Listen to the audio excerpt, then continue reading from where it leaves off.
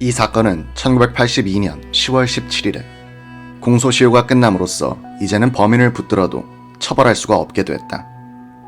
경찰과 검찰과 법원과 언론이 고문과 조작과 오판과 오보로서 무고한 사람들을 고생시키는 틈을 타서 범인은 면죄부를 받고 만 것이다. 힘없는 서민들이 경찰, 검찰, 법원, 언론의 총공세에 직면할 때 얼마나 비참하게 되는가를 이 사건은 똑똑하게 보여주고 있다.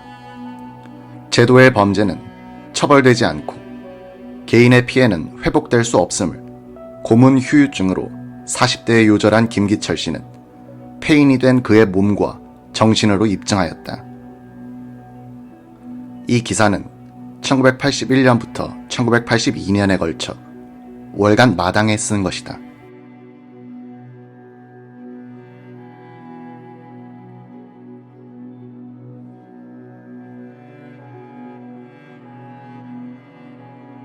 내가 정대범 씨의 사는 곳을 알게 된 것은 1982년 8월 22일이었다. 서둘러 지급 전보를 쳤다. 전화 요망. 전보 배달원은 서울 강서구 신정 2동 X번지엔 수백 세대가 살고 있어 통반을 모르면 찾기가 매우 어렵다고 했다. 그러면서도 최선을 다해보겠다고 하더니 몇 시간 뒤 정대범 씨 주소지에 관할 통장에게 전보를 전했다는 연락이 왔다.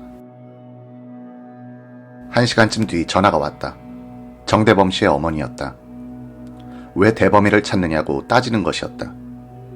나는 15년 전에 사진을 연상했다.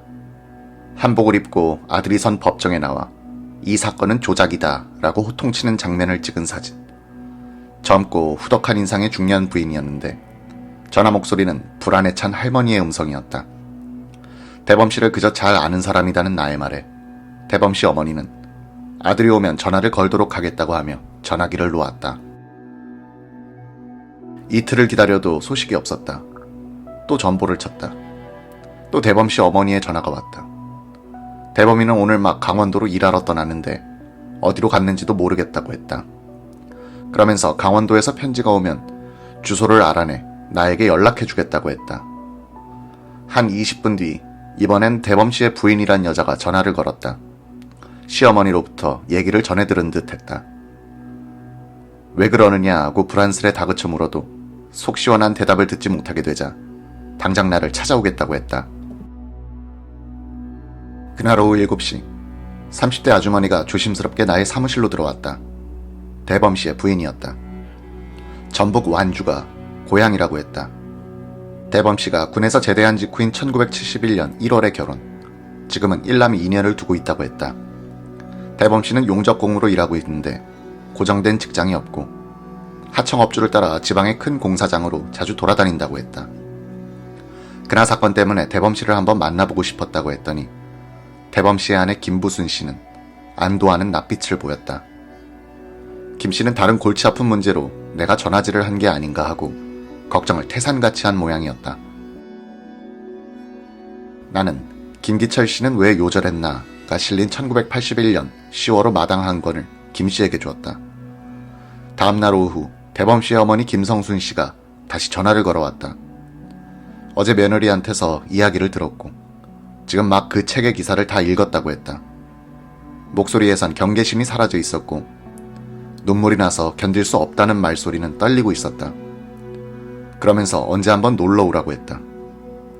이렇게 해서 나는 2번 죽었다가 살아난 사나이의 집으로 초대장을 받은 것이었다.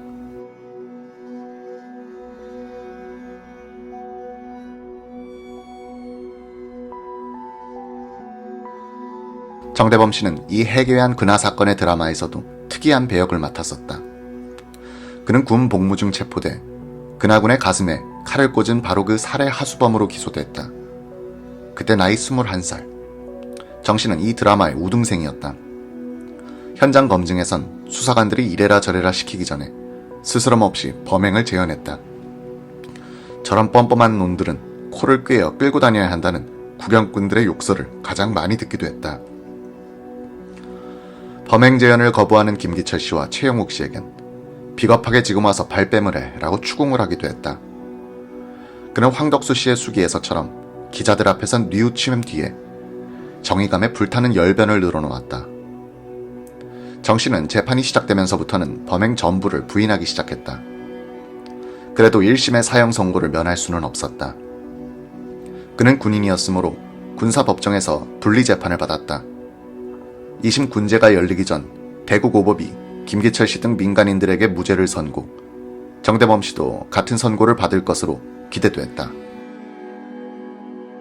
그러나 고등군법회의는 또다시 정 씨에게 사형을 선고했다. 똑같은 사건에 대해 민간재판은 무죄, 군사재판은 사형을 선고한 사례는 한국 재판사상 유례가 없는 일이었다. 대법원이 김기철 씨 등 민간인에게 무죄 확정 판결을 내린 뒤에야 정 씨도 무죄 판결을 받을 수 있었다. 정 씨는 그날 사건 피고인들 중 가장 긴 1년 9개월 동안 옥살이를 했다.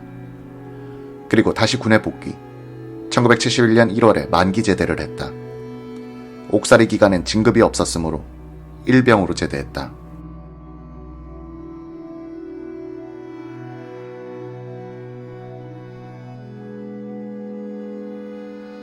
정 씨의 새방과 정 씨의 어머니 집은 칼산이라고 불리는 신정 이동의 야트막한 야산 비탈에 있었다.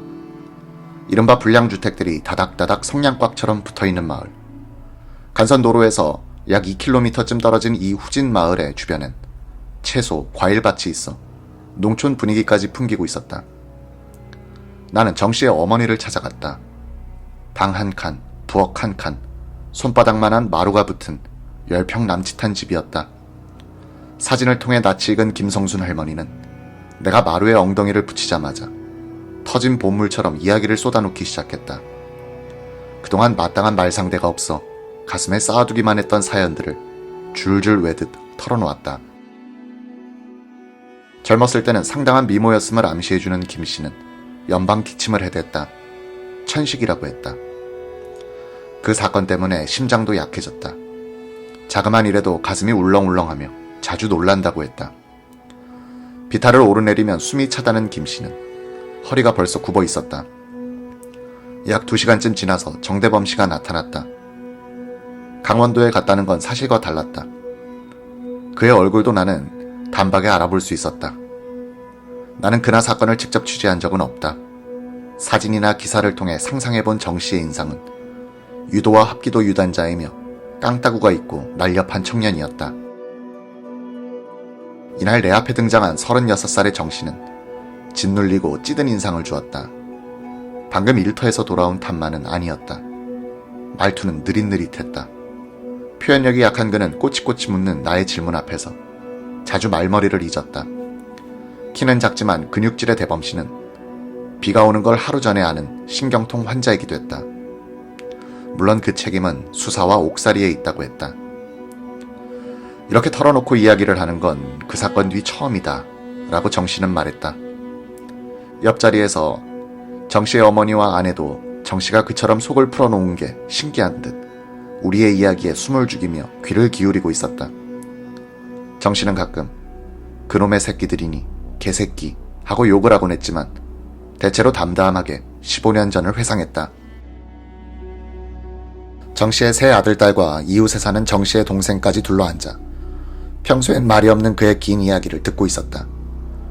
오후 11시까지 듣고 싶은 얘기를 거의 끌어낸 나는 사진 촬영을 약속을 하고 물러났다. 사흘 뒤 사진기자와 함께 정 씨를 다시 찾아갔다. 정 씨의 표정은 다시 굳어 있었다. 김성순 씨가 말했다. 선생님이 다녀가신 날 밤에는 나도 꼬박뜬 눈으로 밤을 새웠답니다. 새삼 가슴속이 부글부글 끓어오르고 분통이 터지는 거예요. 대범이도 속에 들었던 것을 다 뱉어놓았으면 시원해야 할 텐데 되레 마음이 편하지 못한 것 같아요. 그래도 정대범 씨는 일터와 집에서 사진 촬영에 협조를 해줬다. 원래부터 남에게 싫은 소리를 못하는 사람 같았다. 요절한 김기철 씨와 비슷한 그런 순덕이. 그래서 이 세상에서는 희생물이 되기에 딱 알맞은 그런 사람 같아 보였다. 제 일자리는 변변히 찾지 못하면서 남을 취직시키는 데는 선수라고 아들을 평한 김성순 씨는 그래서 따르는 동네 젊은이들이 많다고 했다. 대범 씨의 아내에 따르면 정 씨는 최근 8달쯤 창원의 한국중공업 공장에서 일을 했다고 한다.